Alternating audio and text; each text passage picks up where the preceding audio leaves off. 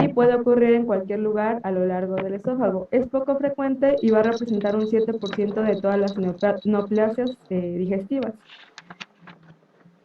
En cuanto a su epidemiología, la edad promedio de presentación es a los 65 años, más frecuente en los varones de 5 a 1 con las mujeres, y es la octava causa de cáncer, la sexta de muerte a nivel mundial, y en una bibliografía mencionaba que es la cuarta en países en vía de desarrollo. La zona de mayor riesgo, el denominado cinturón del cáncer esofágico o del esófago, se extiende desde el norte de Irán a través de la zona de Asia Central y el norte de China.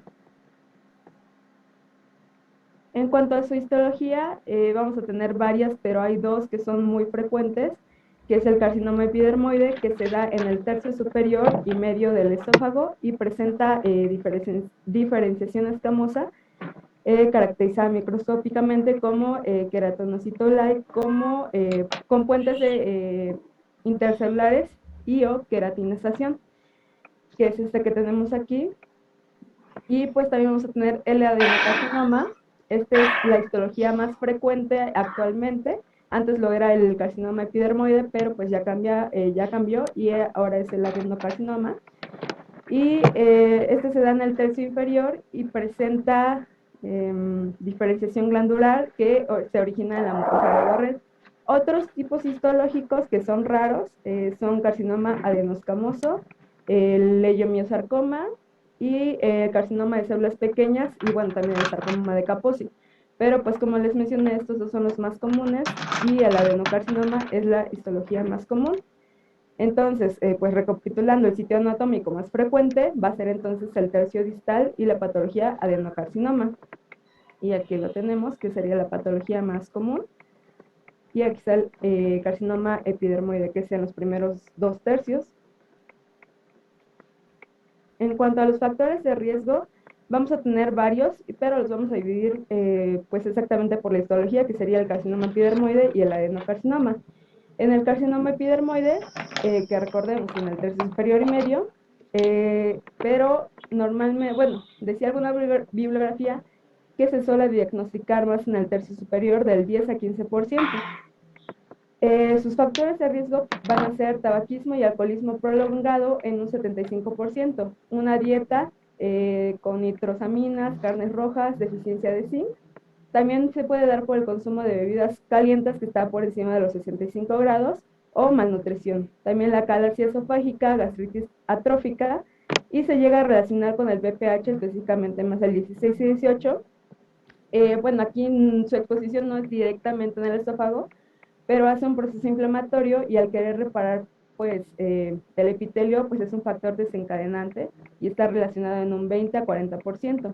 El uso de bifosfonados se usa pues como sabemos para absorber el calcio de la sangre y que se fije a los huesos, y es común que pues estos medicamentos se receten después de la menopausia y es pues como vemos un riesgo de cáncer esofágico.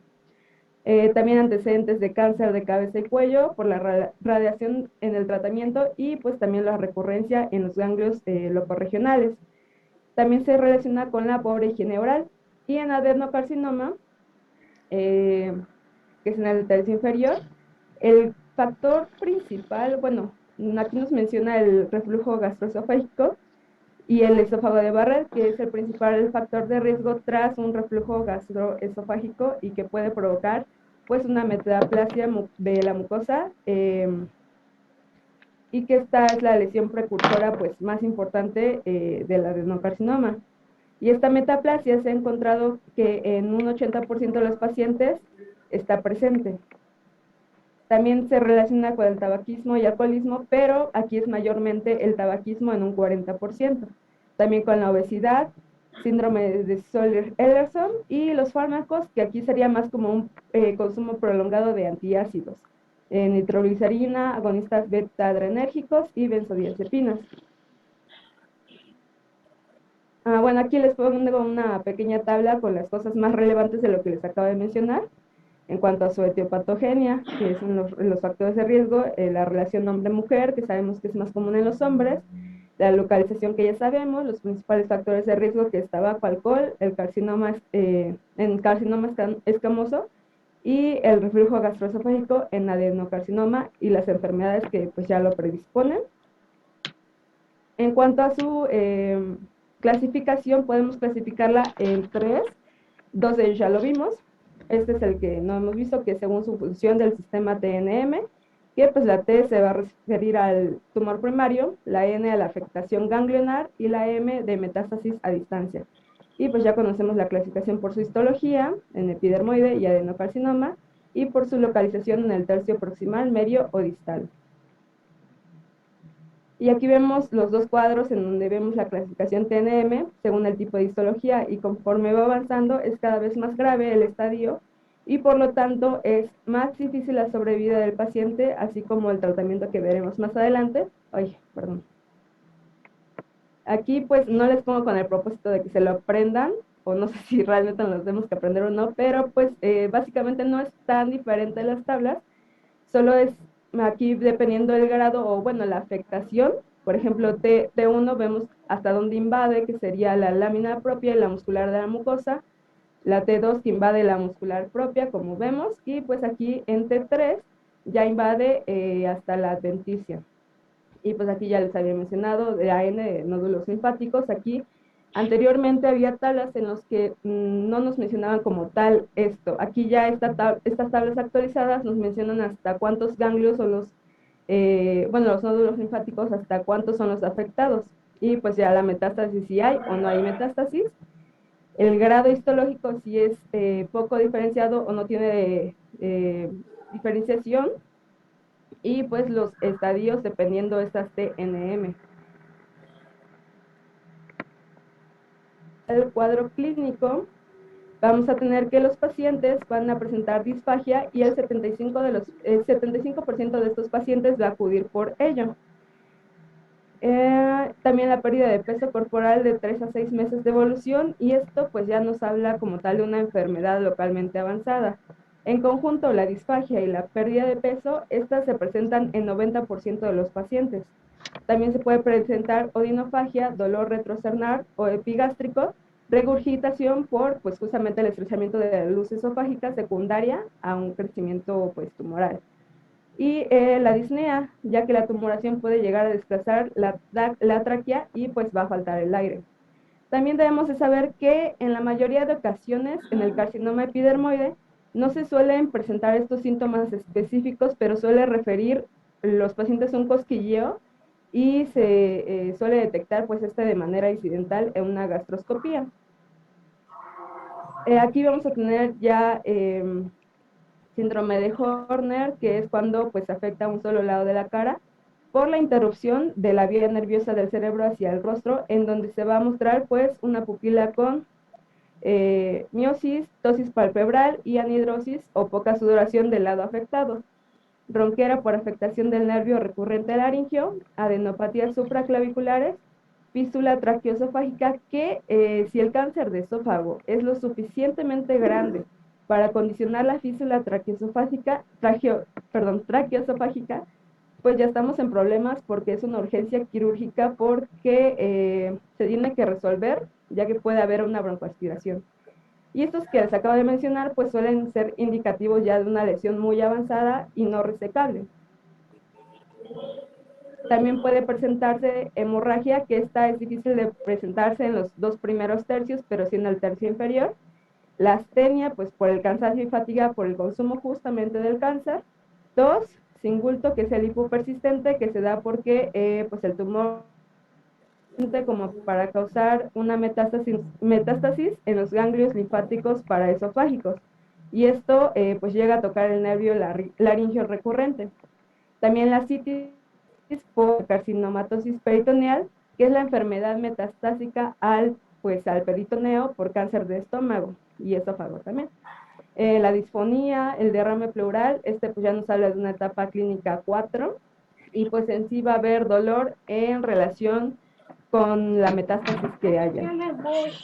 Entonces, pues recapitulando, llega a nuestra consulta un paciente varón de 50 a 70 años con obesidad y antecedentes de consumo de alcohol y tabaco, reflujo gastroesofágico, y que nos refiere disfagia y y pérdida de peso, y en los últimos 3 meses sin razón aparente.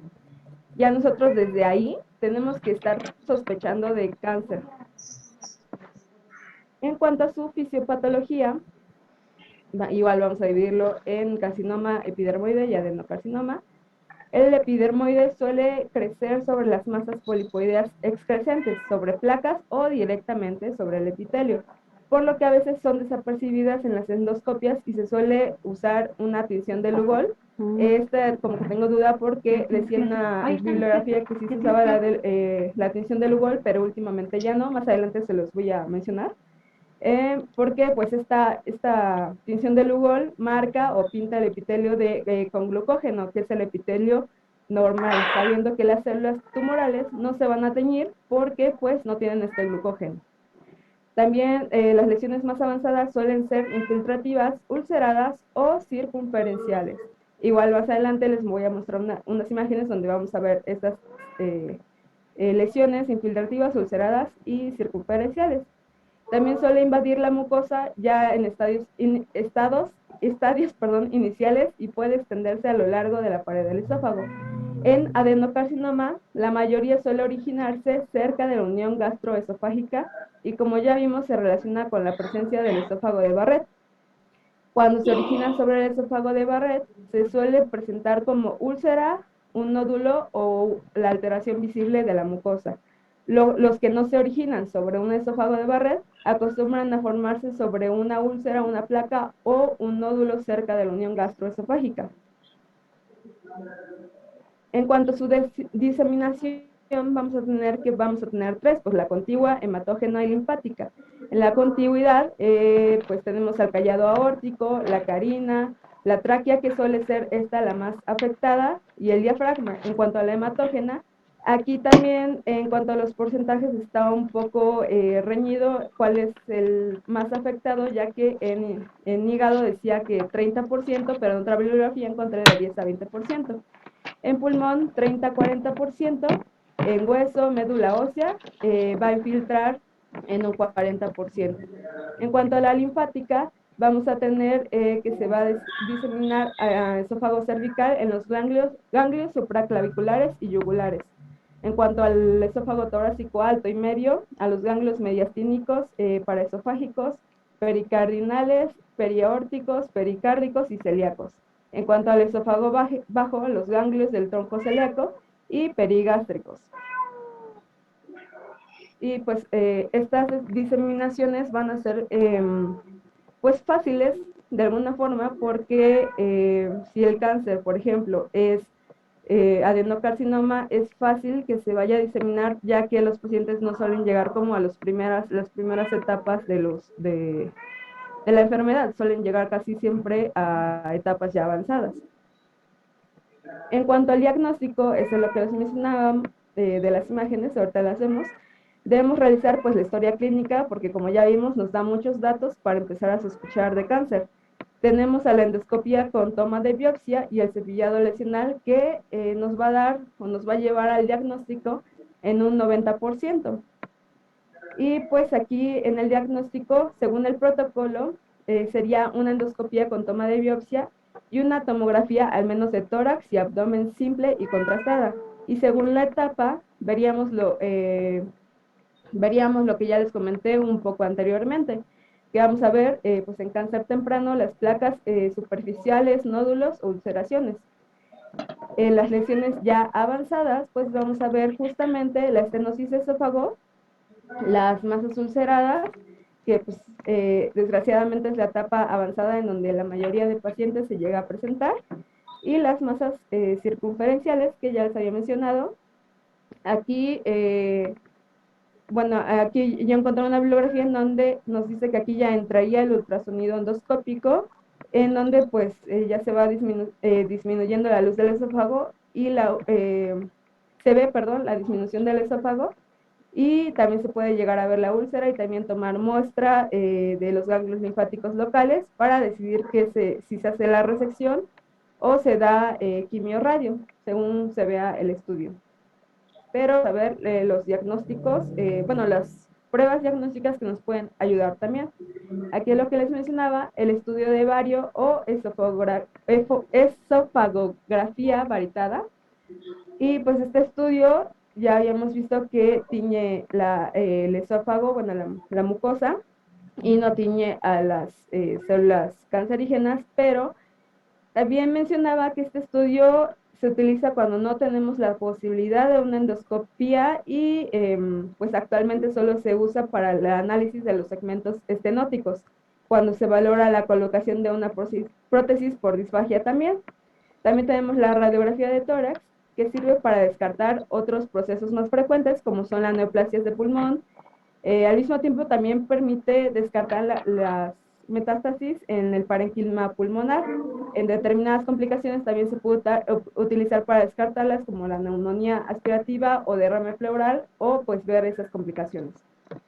También tenemos la ecoendoscopía, que nos va a permitir evaluar las masas esofágicas con relación a la pared del esófago y evalúa tanto la infiltración transmural en cuanto a su profundidad y a lo largo del espesor de la pared esofágica, como también la posibilidad de afectación locorregional en los nódulos linfáticos paraórticos, tanto en estadios iniciales como en los avanzados. También tenemos la tomografía computarizada, que se utiliza para evaluar la localización primaria del tumor y descartar pues la enfermedad a distancia, tomando una tomografía de tórax, abdomen y pelvis una vez ya establecido el diagnóstico de cáncer de esófago. Una desventaja de esta es que solo detecta metástasis grandes, ya que su sensibilidad y metástasis pequeñas va a ser muy limitada. Por lo tanto, a veces se prefiere la PET antes de un tratamiento quirúrgico pues ya establecido. Que recordemos que pues la PET es la tomografía por emisión de positrones, y pues esta PET se va a hacer con 18-fluorodeoxiglucosa, que es una técnica no invasiva, mucho más sensible para la detección de las metástasis a distancia, aunque su capacidad para detectar la enfermedad locorregional también es muy limitada. Actualmente se está implementando la realización de PET-TC integrada, que se va a realizar ambas técnicas de manera secuencial para tener una correcta localización anatómica. También tenemos la laparoscopía, que se realiza para la esterificación en tumores ya avanzados en T3 o con afectación ganglionar radiológica previa a una intervención quirúrgica. También para descartar enfermedad peritoneal oculta, pues que lo pueda contraindicar. Y pues de esta forma vamos a evitar muchas cirugías que no están indicadas. En cuanto a su pronóstico, el carcinoma epidermoide es muy pobre, porque la tasa de supervivencia a los 5 años suele ser de un 10%, y las tasas de supervivencia varían muchísimo en función del estadio tumoral en el que se va a diagnosticar en ese momento. En cuanto al adenocarcinoma, los factores pronósticos son la invasión ganglionar o metástasis a distancia, y las tasas de supervivencia suelen ser mejores en tumores pues, superficiales, como ya lo vimos en el TNM. En cuanto a el diagnóstico diferencial, pues ya los temas anteriores que ya vimos, ¿no? La calasia, el cáncer gástrico, la estenosis esofágica benigna. Y en cuanto a su tratamiento, vamos a verlo conforme a pues, los estadios, ¿no? Los tumores invasivos superficiales, que se refiere como más a T1A, a T1B, vamos a tener el tratamiento endoscópico, que sería la resección endoscópica, que puede realizarse usando un método de la ligadura o ligación en banda o cap and snare, o bien realizando una disección endoscópica submucosa. La mucosectomía, se hace una resección de porciones de la mucosa esofágica utilizando un dispositivo de plástico que se coloca sobre el borde del endoscopio, y pues aquí requerimos que la lesión se extirpe. Entonces, bueno, aquí les puse una imagen en donde se ve que se inyecta inyección, bueno, se inyecta un suero salino en subcutáneo y pues hace que se eleve esa lesión y podamos aspirarla. Y pues obviamente posteriormente se hace una hemostasia. Esa técnica no va a permitir como tal extirpar un bloque lesional mayor de 15 a 20 milímetros, perdón. También vamos a tener la disección endoscópica submucosa, que esta permite una resección en bloque y examinar como los márgenes laterales de la lesión. Esto pues va a ser posible que la disección bajo visión directa de la capa submucosa la veamos bien y se pueda utilizar, y se utiliza más bien un bisturí electrónico. También tenemos el tratamiento en tumores localmente avanzados. Aquí pues ya sería una quimioterapia con cisplatino y 5-fluorouracilo, junto con la radioterapia, que suele variar de 35 a 45 grays y se ha relacionado con un pues claro incremento de la supervivencia de los pacientes. También tenemos la combinación de carboplatino y Taxol durante 5 semanas concurrentes con la radioterapia. Pues también obtenemos un aumento de la supervivencia del paciente. En ocasiones también se suele dar como un tratamiento quirúrgico de entrada, pero este no va a ser con la intención de curar al paciente, sino para aliviar pues sus síntomas como la disfagia y mejorar la calidad de vida de aquellos pacientes a los que no les podemos ofrecer un tratamiento curativo. También se les puede colocar un stent, que sería pues paliativo. Y en cuanto a la esofagectomía, vamos a tener varias técnicas que se las puse aquí. La esofagectomía de Ivor Lewis, aquí implica una incisión en la región abdominal y otra en la región torácica derecha.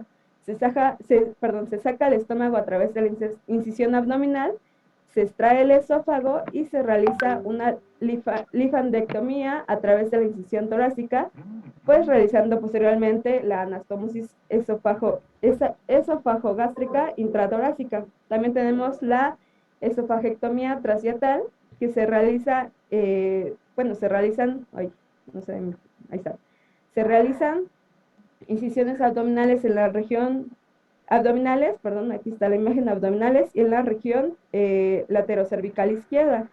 El esófago se va a retirar a través de la incisión abdominal, realizándose posteriormente una anastomosis a través de la incisión laterocervical.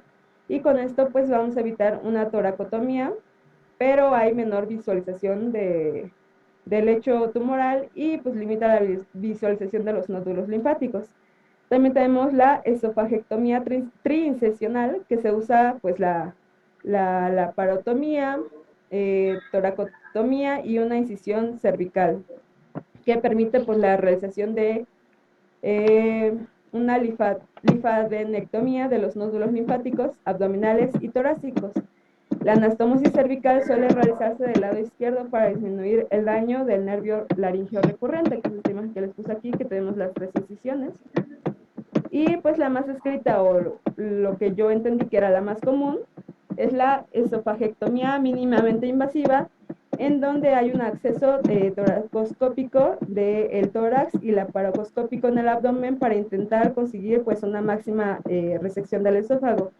Y pues aquí se consigue minimizar la movilización gástrica, el daño producido al nervio laringeo recurrente y la disfunción faríngea. Y también permite dejar un margen de resección gástrica en caso de que los tumores con extensión vayan hacia la unión gastroesofágica.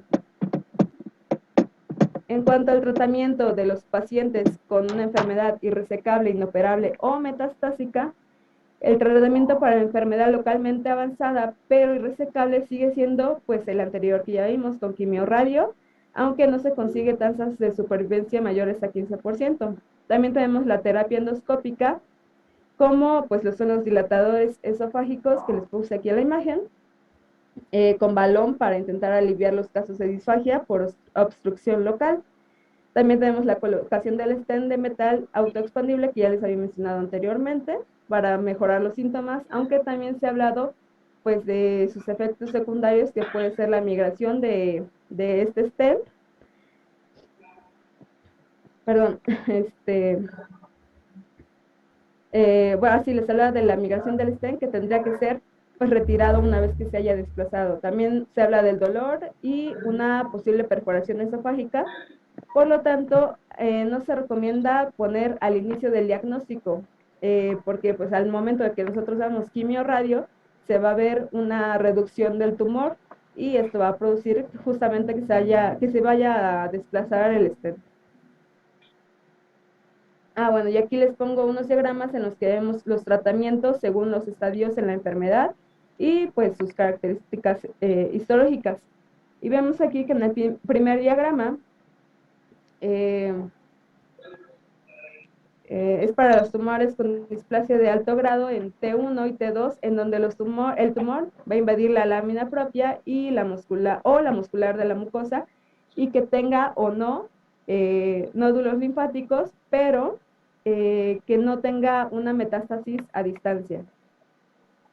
Vemos primero en el carcinoma epidermoide, si es operable, se va a cirugía y dependiendo si el tumor invade la lámina propia o la muscular mucosa es por resección endoscópica. Pero si es T1, T2 con o sin nódulos linfáticos sería pues resección quirúrgica. Ahora, si el carcinoma no es operable, se va a pues la quimioradio. Permítanme un momento.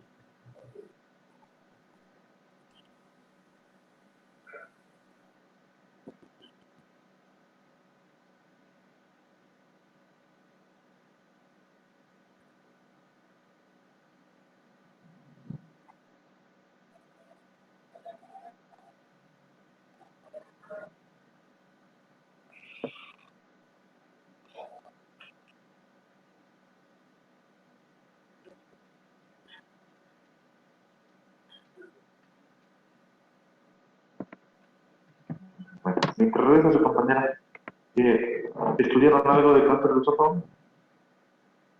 Pues hice mi puntito. No, nada. Ya regresé, perdón. Eso. Bueno, me quedé en que si no era operable, Ese cuadrito, uh-huh. ese cuadrito está muy bien para que lo repasen, pero no es fundamental que ustedes lo conozcan. ¿Qué otra diapositiva les falta? Falta los dos cuadros ¿Otro y el otro? y el manejo de la enfermedad metastásica y seguimiento y ya. Ya, vale. ¿Me puede regresar a la primera diapositiva? Ok.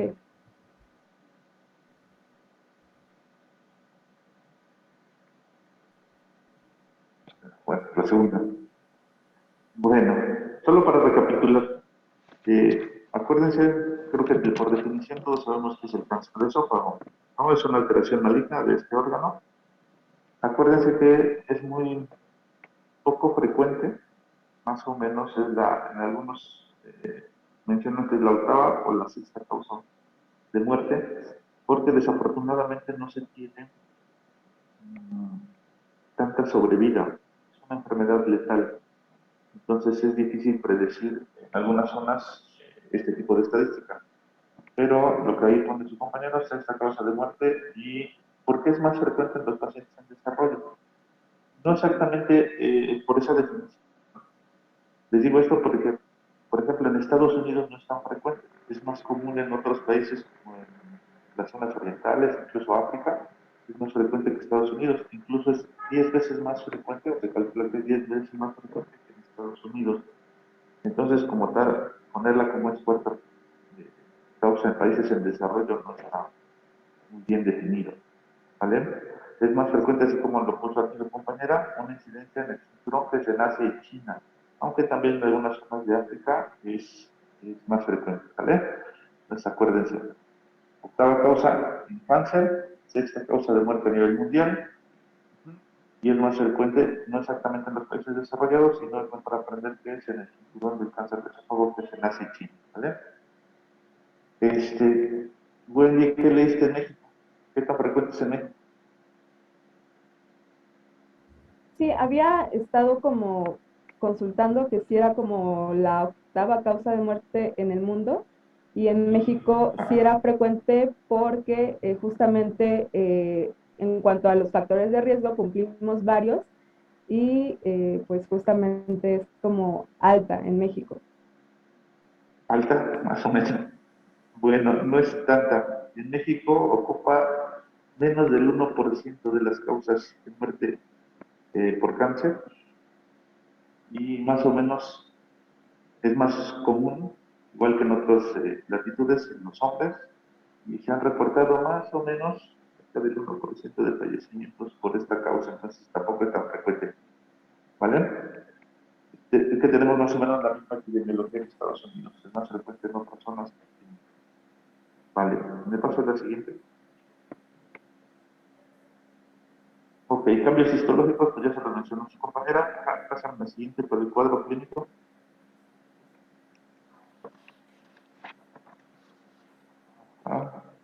El cuadro clínico me interesa más, que los conozco. Me ¿Se paso a probó, la doctor? siguiente. ¿Perdón qué? ¿Bien? No te preocupes. Ver el cuadro clínico me importa más. Les digo que es importante ver el cuadro clínico porque si ustedes se dan cuenta, con lo que mencionó su compañera, disfagia, pérdida de peso, odinofagia, regurgitación, se parece mucho a lo que hemos visto con las otras patologías, ¿no? Entonces, en esta patología, más o menos la disfagia ocurre hasta en el 95% de los casos, la pérdida de peso ocurre entre el 96% de los casos, pirosis en 55% de los casos y odinofagia 30%. Puede haber hemorragia, broncoaspiración, dolor abdominal, astenia, desnutrición, pero si se dan cuenta, si se percataron, la disfagia, la pérdida de peso y la regurgitación, incluso la odinofagia, son muy parecidas a la calasia o las enfermedades específicas del esófago que no corresponden a una patología maligna. Entonces, si nos llega un pacientito con estos síntomas, tenemos que pensar en las dos posibilidades. Por lo menos las que conocemos hasta ahorita. O tiene una alteración benigna como la calasia, alteraciones de la función esofágica, pero tenemos que también pensar en el cáncer, ¿vale? Todas las patologías que nos den con esta sintomatología, hay que sospechar de cáncer, ¿vale? En cuanto al diagnóstico, su compañera nos mencionó que prácticamente la endoscopía le tenemos que pedir a todos, pero ¿cómo nosotros podemos detectar esta enfermedad que es tan mortal? Entonces, se ha hecho estudios de escrutinio en otros países y lo que hacen es pedirles esofagogramas a los pacientes, aun cuando es más caro y difícil de determinar qué paciente tiene o no tiene cáncer, pero se utiliza como medio de escrutinio. Entonces, el primer estudio que nosotros debemos solicitar a un paciente en sospecha de alteraciones en la motilidad y que sospechamos que pudiera tener alguna patología maligna es un esofagograma. Es de bajo costo y de mucho alcance. ¿Vale? La endoscopía es el siguiente estudio. Acuérdense, todos los pacientes que sospechamos que tienen alteraciones en la motilidad del esófago, que no pueden deglutir, tenemos que primero que pensar, a ver, ¿en qué edad se encuentran? ¿Una edad mayor? Ok, entonces la mayor posibilidad de que más años cumplamos es que tengamos una patología maligna. Y el estudio de endoscopía tiene una sensibilidad y especificidad muy alta, con un predictor positivo casi del 100% para el diagnóstico de cáncer. Entonces, así como lo muestra su compañera, el diagnóstico de la enfermedad es por endoscopía con toma de biopsia. ¿Ven? ¿Qué más? Hay varios estudios que nos pueden apoyar más que en el diagnóstico, en ver la extensión de la enfermedad. Y uno de ellos es la ecografía por endoscopía.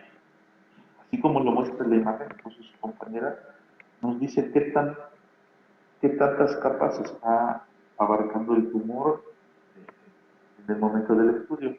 Y eso nos sirve para predecir, planear qué tipo de tratamientos es el que nosotros le vamos a ofrecer. ¿Vale?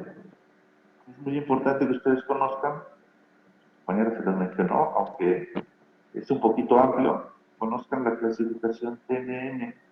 No se la tienen que aprender, pero sí tienen que conocerla porque gracias a eso nosotros clasificamos a los pacientes y le podemos ofrecer algún tratamiento dependiendo la etapa en la que se encuentre.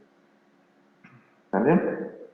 Es muy grandotota, pero, les repito, no se le tiene que aprender. Cuando llega un paciente, nosotros la vamos captando la información y la vamos agrupando en estas tablitas para determinar en qué etapa nosotros la colocamos y a partir de ahí poderles dar tratamiento. ¿Vale? ¿Qué más? Creo que nada más. Lo que más me interesa, sobre todo en esta patología, es que observen que el diagnóstico en cuanto a los signos y síntomas es muy parecido a las otras patologías, aunque hemos visto muy poquitas, pero se parecen mucho. ¿Vale? Que conozcan los factores de riesgo, su compañera ya les dijo, el tabaquismo, el reflejo gastroesofágico, sobre todo el del adenocarcinoma, las bebidas alcohólicas, las microsamidas, las vitaminas, incluso la raza. Ella no lo mencionó, pero es más frecuente los tumores, el adenocarcinoma en la raza blanca y el escamoso en la raza negra. Ajá. Ella no lo mencionó, pero también es común estos detallitos. ¿Vale? No sé si alguien tenga alguna pregunta, duda.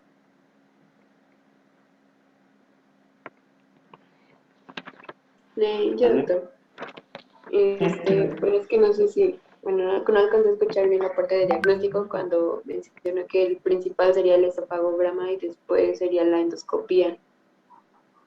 Sí, utilizamos el esofagograma como escrutinio.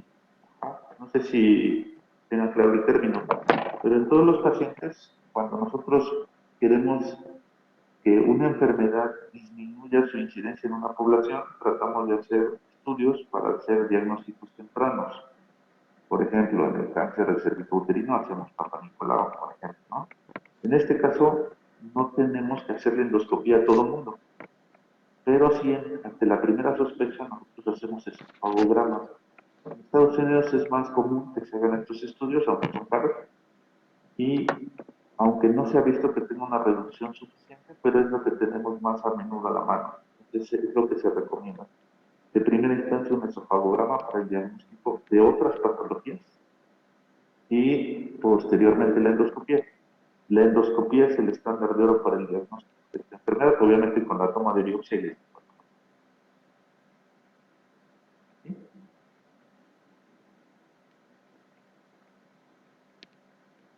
Vale. ¿Sí? ¿Alguien más? ¿Alguien más estudió algo diferente que nos pueda aportar? Mm, Genética más frecuentes en blancos.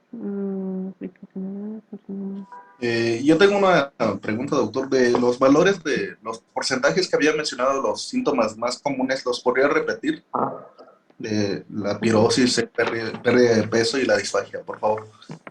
no se los tienen que aprender, ¿eh? No se tienen que aprender los porcentajes. Les digo esto porque son mucha información. Lo que tienen que saber es que a través de los porcentajes, por lo menos a los que nos gusta la epidemiología y cosas de esas, nos guiamos para saber cuáles son más frecuentes y a través de eso nosotros podemos hacer un diagnóstico con esa información. ¿Ah? Pero no se los tienen que aprender exactamente. ¿Ah? Se lo repito, por ejemplo, la disfagia en el cáncer de esófago, hasta el 97% de los casos. Pérdida de peso, 96%. ¿Ah? Pirosis, 55%. Y odinofagia, 30%.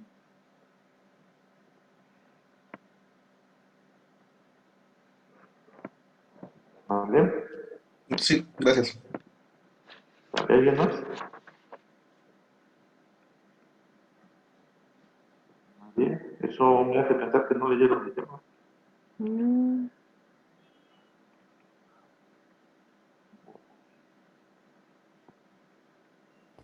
Doctor, yo solo tengo duda en lo que había leído de, bueno, pues estaba haciendo una exposición, que en la econdoscopía también se llega a utilizar para volver a estadificar a los pacientes después de un tratamiento ya con quimiorradio. Sí, la cuestión aquí es que muchos de los pacientes que tienen cáncer esófago llegan en etapas tardías. La mayoría no es significativo una econdoscopía porque ya tenemos alteraciones en otros órganos. Entonces, por lo menos en México, ocupamos otros estudios, como la tomografía, para estadificarlo. Pero efectivamente, etapas muy tempranas, buscamos la econdoscopía para ver las etapas que está abarcando el esófago y a partir de ahí decidir, de acuerdo a lo que tú dijiste, si hacemos cirugía de mínima invasión, cirugía solo de la mucosa, cirugía de una parte muy pequeña del esófago o quitar todo el esófago. Ok, Pero es en etapas muy, muy tempranas. sí. ¿Vale? Vale, pues. Doctor, y por ejemplo, el ultrasonido y el PET, ¿nos podrán ayudar algo en el diagnóstico o solamente nos serviría para medir el grado de extensión del cáncer? Mira, el ultrasonido como tal en el cáncer de esófago, el ultrasonido que conocemos no es muy eficaz. Nos referimos al ultrasonido por endoscopía. Es mucho más eficaz para determinar la etapa en la que se encuentra. Y el PET, o la tomografía con emisión de positrones, nos ayuda sobre todo para ver si no hay metástasis a otros sitios.